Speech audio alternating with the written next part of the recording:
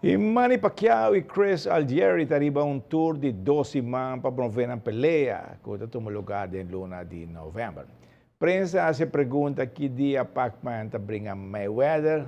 É simples Pac-Man a responder. A mim está claro para brincar aqui hora que é, pero tá Mayweather está corre. Assim pergunta na Mayweather. E com toda razão Pacquiao.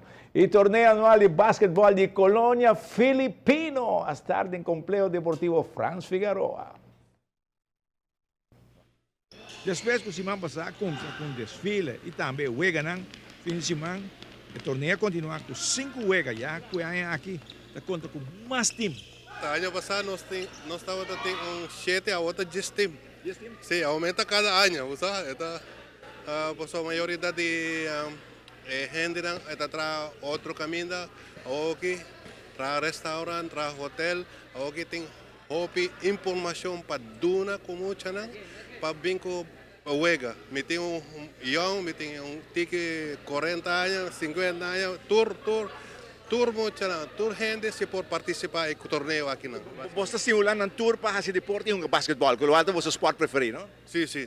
A nossa esporte solamente basquetebol é o número um huelga.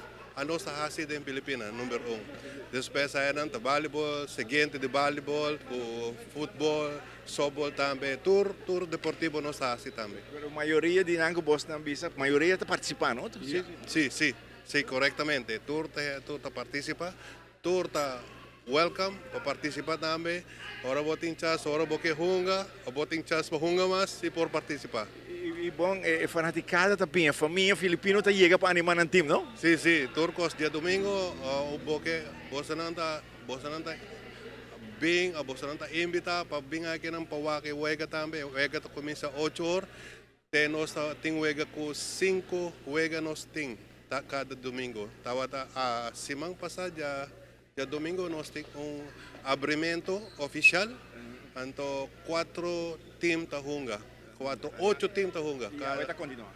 Agora está continua. Cada domingo nós está continua a huelga. Sim.